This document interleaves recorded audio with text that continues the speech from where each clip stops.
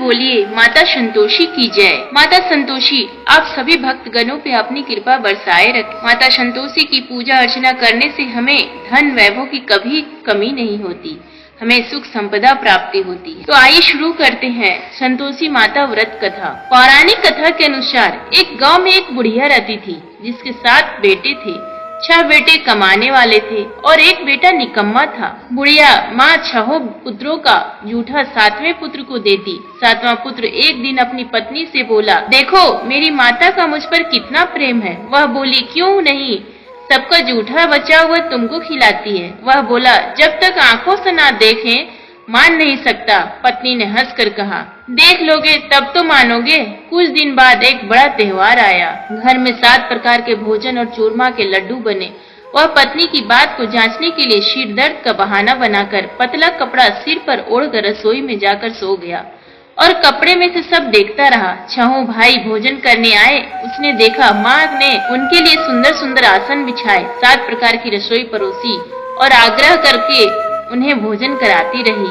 वह देखता रहा। 6 भाई भोजन कर उठ गए। तब माँ ने उनकी 5 थालियों में से लड्डुओं के टुकड़ों को उठाया और एक लड्डू बनाया।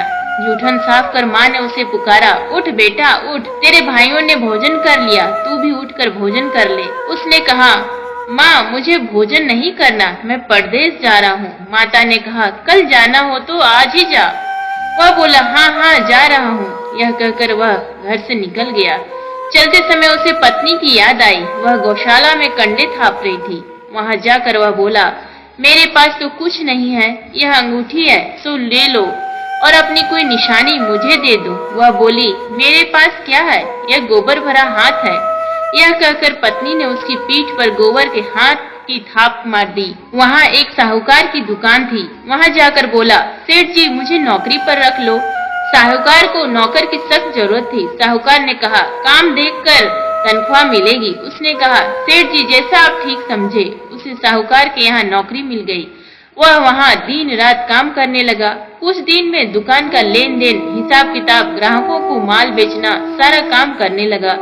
साहूकार के 7-8 नौकर थे। वे सब चक्कर खाने लगे, लेकिन उसने अपनी लगन, परिश्रम और ईमानदारी से सभी को पीछे छोड़ दिया। उसे अपने किए का फल मिला। सेठ ने भी उसका काम देखा और 3 महीने में ही उसे मुनाफे में साझेदार बना दिया। परिश्रम करते करते 12 वर्ष में ही वह नगर का नामी सेठ बन गया और सेठ अपना सारा कारोबार उस पर छोड़कर बाहर चला गया। इधर उसकी पत्नी पर क्या बीती वह सुने। सास ससुर उसे दुख देने लगे। गृहस्थी का काम करवा कर उसे लकड़ी लेने जंगल में भेजते। इस बीच घर की रोटियों के आटे से जो भूसी निकलती उसकी रोटी बनाकर रख दी जाती और फूटे नारियल की नरेली में पानी दिया जाता। इस तरह दिन बीतते रहे। एक दिन वह जब जंगल में लकड़ी लेने जा रही थी तब उसे रास्ते में बहुत सी स्त्रियां संतोषी माता का व्रत करती दिखाई दी। यह वहाँ खड़ी होकर पूछने लगी, बहनों यह तुम किस देवता का व्रत करती हो और इसके करने से क्या फल होता है? इस व्रत के करने की क्या विधि है? यदि तुम अपने इस व्रत का विधान मुझे समझा कर कहोगी तो मैं तुम्हारा बड़ा एहसान मानूंगी।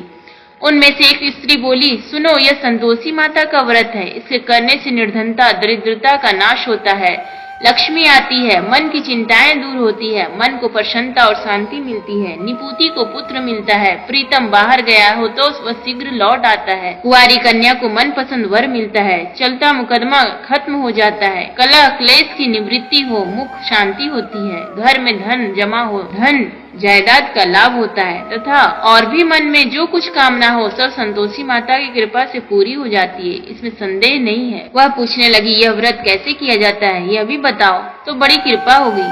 वह स्त्री कहने लगी, बिना परेशानी, श्रद्धा और प्रेम से जितना भी बन सके प्रसाद लेना, 5.25 पैसे से 5.25 आने तक तथा इससे भी ज्यादा शक्ति और भक्ति के अनुसार गुड़ और चना ले। हर शुक्रवार को निराहार रहकर कथा कहना सुनना, इसके ओम बीज कम नहीं टूटे, लगातार नियम पालन के करना। सुनने वाला कोई ना मिले तो घी का दीपक जलाकर उसके आगे जल के पात्र को रख कथा कहना, परंतु नियम ना टूटे। जब तक कार्य सिद्ध ना हो नियम पालन करना और कार्य सिद्ध हो जाने पर व्रत का उद्यापन करना। 3 मास में माता पूरा फल प्रदान करती है। यदि किसी के ग्रह खोटे हैं तो भी माता 1 वर्ष में अवश्य उनको अनुकूल करती है। कार्य सिद्ध होने पर ही उद्यापन करना चाहिए, बीच में नहीं। उद्यापन में 2.5 सेर आटे का खाजा तथा इसी अनुसार खीर तथा चने का साग बनाना, 8 बच्चों को भोजन कराना, जहाँ तक मिले देवर जेठ भाई बंधु कुटुंब के लड़के लेना, ना मिले तो रिश्तेदारों और पड़ोसियों के लड़के बुलाना, उन्हें भोजन करा यथाशक्ति दक्षिणा देना, माता का नियम पूरा करना, ध्यान रखना उस दिन घर में कोई खटाई न खाए। यह सुन वह वहाँ से चल दी। रास्ते में लकड़ी के बोझ को बेच दिया और उन पैसों में गुड़ चना ले माता के व्रत की तैयारी कर आगे चली। रास्ते में संतोषी माता के मंदिर में जा माता के चरणों में लौटने लगी, विनती करने लगी, माँ मैं दीन हूँ, निपट मूर्ख हूँ, व्रत के नियम कुछ नहीं जानती, मैं बहुत दुखी हूँ, हे माता मेरा दुख दूर कर, मैं तेरी शरण में हूँ। माता को दया आई। एक शुक्रवार बीता कि दूसरे शुक्रवार को ही उसके पति का पत्र आया और तीसरे शुक्रवार को उसका भेजा हुआ पैसा आ पहुँचा। यह देखकर जेठानी मुंह सिकोड़ने लगी, इतने दिनों बाद इतना पैसा आया, इसमें क्या बड़ाई है। लड़के ताने देने लगे। काकी के पास अब पत्र आने लगे, रुपया आने लगा। अब तो काकी की खातिर बढ़ेगी, अब तो काकी बुलाने से भी नहीं बोलेगी। बेचारी सरलता से कहती, भैया पत्र आए, रुपया आए तो हम सबके लिए अच्छा है। ऐसा कहकर आंखों में आंसू भरकर संतोषी माता के मंदिर में जा मातेश्वरी के चरणों में गिरकर रोने लगी।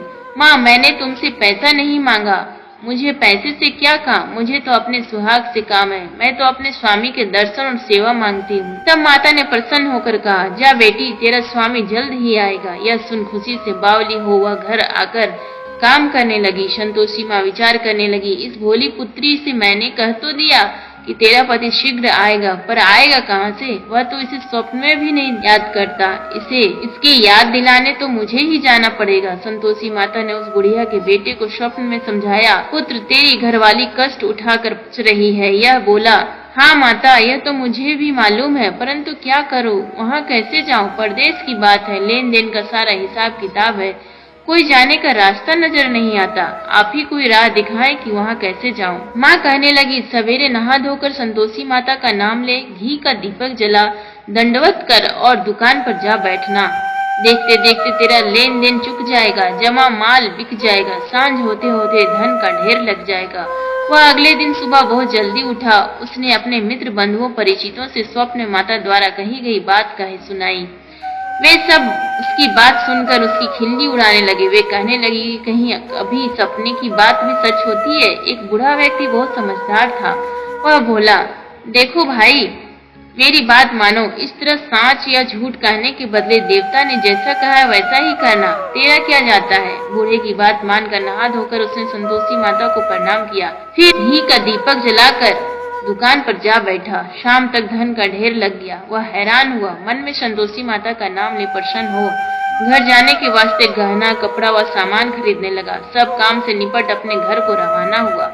उधर उसको पत्नी जंगल में लकड़ी लेने गई। लौटते वक्त थक जाने के कारण संतोषी माता के मंदिर पर विश्राम करने बैठ गई। यह तो उसका रोज रुकने का स्थान था। धूल उड़ती देख उसने माता से पूछा, हे माता यह धूल कैसे उड़ रही है। माँ ने कहा, हे पुत्री तेरा पति आ रहा है, अब तू ऐसा कर, लकड़ियों के 3 बोझ बना, एक नदी के किनारे रख, दूसरा मेरे मंदिर पर और तीसरा अपने सिर पर रख। तेरे पति को लकड़ी का गड्ढा देखकर मोह पैदा होगा, यह वहाँ रुकेगा, नाश्ता पानी बना खाकर माँ से मिलने जाएगा। तू लकड़ी का बोझ उठा कर जाना और बीच चौक में गड्ढा डालकर 3 आवाजें जोर से लगाना। लो सासू जी लकड़ियों का गड्ढा लो, भूसी को रोटी दो, नारियल के खोपरे में पानी दो, आज कौन मेहमान आया है। संतोषी माँ की बात सुनकर वह बहुत अच्छा माँ कहकर प्रसन्न मन से लकड़ियों के 3 बोझ बना लाई। एक नदी के तट पर, दूसरा माता के मंदिर पर रखा। इतने में ही मुसाफिर वहाँ आ पहुँचा। सूखी लकड़ी देखकर उसको इच्छा हुई कि अब यहीं विश्राम कर ले और भोजन बनाकर खा पी कर गाँव चले। इस प्रकार भोजन कर विश्राम कर वह अपने गांव में आ गया। उसी समय बहू सिर पर लकड़ी का गट्ठा लिए आई। उसने गट्ठा को आंगन में डाल जोर से 3 आवाजें दी। लो सासू जी लकड़ी का गट्ठा लो, भूसी की रोटी दो, नारियल के खोपर में पानी दो, आज कौन मेहमान आया है। यह सुनकर सास ने अपने दिए हुए कष्टों को भुलाने के लिए कहा, बहू तू ऐसा क्यों कहती है, तेरा मालिक ही तो आया है, बैठ मीठा भात खाकर कपड़े गहने पहन। पत्नी की आवाज सुनकर उसका स्वामी बाहर आया और उसके हाथ में पहनी अंगूठी देख व्याकुल हो गया। उसने माँ से पूछा, माँ यह कौन है। माँ बोली, बेटा ये तेरी पत्नी है, आज 12 वर्ष हो गए जब से तू गया है, तब से सारे गांव में जानवर की तरह भटकती फिरती है, काम काज कुछ करती नहीं, 4 समय खाकर अब मुझे देखकर भूसी की रोटी और नारियल के खापरे में पानी मांगती है। वह बोला, माँ मैंने इसे भी देखा है और तुम्हें भी देखा, मुझे दूसरे घर की चाबी दो, मैं उसमें रहूंगा। ठीक है बेटा, जैसी तेरी मर्जी, कहकर माँ ने चाबी का गुच्छा बेटे के सामने रख दिया। उसने दूसरे घर को खोलकर सारा सामान जमाया। एक ही दिन में वहाँ राजा के महल जैसा ठाट बाट बन गया। अब क्या था, वह सुख भोगने लगी। अगला शुक्रवार उसने पति से कहा, मुझे संतोषी माता को उद्यापन करना है। पति बोला, बहुत अच्छा, खुशी से कर लो। वह उद्यापन की तैयारी करने लगी। जेठ के लड़कों को भोजन के लिए कहने गई। उन्होंने मंजूर किया, परंतु पीछे से जेठानी ने अपने बच्चों को सिखलाया, देखो रे, भोजन के समय सब लोग खटाई मांगना, जिससे उसका उद्यापन पूरा ना हो। लड़के भोजन करने आए, खीर पेट भर कर खाई, परंतु बात याद आते ही कहने लगे, हमें कुछ खटाई खाने को दो, खीर खाना हमें भाता नहीं, देखकर अरुचि होती है। लड़के उठ खड़े हुए, बोले, पैसे लाओ। भोली बहू कुछ जानती न थी, उसने उन्हें पैसे दे दिए। लड़कों ने बाजार जाकर उन पैसों से इमली खरीदी और खाई। यह देखकर बहू पर माताजी ने खूब किया। राजा के दूत उसके पति को पकड़ कर ले गए। अब सब मालूम हो जाएगा जब जेल की रोटी खाएगा। बहू से यह वचन सहन नहीं हुए। वह संतोषी माता के मंदिर में गई और कहने लगी, माता तुमने यह क्या किया, हंसाकर क्यों रुलाने लगी। माता बोली, पुत्री तूने मेरा व्रत भंग किया है, इतनी जल्दी सब बातें भुला दी। वह बोली, माता भूली तो नहीं हूँ, न कुछ अपराध किया है, मुझे तो लड़कों ने दिया, मुझे क्षमा करो माँ। माँ बोली, ऐसी भूल भी कहीं होती है क्या। यह बोली, अब कोई भूल नहीं होगी, अब बताओ मेरे पति कैसे आएंगे। माँ बोली, पुत्री जा, तेरा पति तुझे रास्ते में ही आता मिलेगा। वह मंदिर से निकलकर बाहर आई तो रास्ते में उसे अपना पति आता हुआ मिला। उसने पूछा, कहाँ गए थे। वह बोला, इतना धन जो कमाया है उसका कर राजा ने मांगा था, वह भरने गया था। वह प्रसन्न होकर बोली, भला हुआ, अब घर चलो। फिर अगला शुक्रवार आया। वह बोली, मुझे माता का उद्यापन करना है। पति ने कहा, ठीक है करो। वह फिर जेठ के लड़कों से भोजन को कहने गई। जेठानी ने लड़कों को सिखा दिया कि तुम पहले ही खटाई मांगना। लड़के भोजन करने बैठे, लेकिन भोजन करने से पहले ही कहने लगे, हमें खीर पूरी नहीं भाती, जी बिगड़ता है, कुछ खटाई खाने को दो। यह बोली, खटाई खाने को नहीं मिलेगी, खाना हो तो खाओ। उनके उठकर चले जाने पर उसने ब्राह्मणों के लड़के को बुलाकर भोजन करवाया। दक्षिणा की जगह उन्हें एक एक फल दिया। इससे संतोषी माता प्रसन्न हो गई। माता की कृपा से 9 माह बाद उसको चंद्रमा के समान एक सुंदर पुत्र प्राप्त हुआ। पुत्र को लेकर वह प्रतिदिन संतोषी माता के मंदिर में जाने लगी। माँ ने सोचा कि यह रोज आती है, आज क्यों न मैं भी इसके घर चलूं, इसका आसरा देखूं तो सही। यह विचार कर माता ने भयानक रूप बनाया। गुड़ और चने से ऊपर से मुंड के समान होंठ, उस पर मक्खियां भिनभिना रही थी। दहलीज में पैर रखते ही उसकी सास चिल्लाई, देखो रे, कोई चुड़ैल डाकिनी चली आ रही है, लड़को इसे भगाओ, नहीं तो सबको खा जाएगी। बहू रोशनदान से देख रही थी, वही प्रसन्न हो उठी। आज मेरी माता मेरे घर आई है, यह कहकर दूध पीते बच्चे को गोद से उतार दिया। इस पर उसको सास क्रोध में भर कर बोली, अरे राण, इसे देखकर कैसे उतावली हुई है, जो बच्चे को पटक दिया। इतने में माँ के प्रताप से जहाँ देखो वहाँ लड़के ही लड़के नजर आने लगे। यह बोली, माँ जी, मैं जिनका व्रत करती हूँ यह वही संतोषी माता है। इतना कह उसने झट से घर के सारे किवाड़ खोल दिए। सबने माता के चरण पकड़ लिए और विनती कर कहने लगे, हे माता, हम मूर्ख हैं, अज्ञानी हैं, तुम्हारे व्रत की विधि हम नहीं जानते, तुम्हारा व्रत भंग कर हमने बड़ा अपराध किया है। हे माता, आप हमारे अपराधों को क्षमा करो। इस प्रकार बार बार कहने पर संतोषी माता प्रसन्न हुई। इसके बाद उसकी सास कहने लगी, हे संतोषी माता, आपने बहू को जैसा फल दिया वैसा सबको देना। जो यह कथा सुने या पढ़े उसका मनोरथ पूर्ण करना। बोलो संतोषी माता की जय।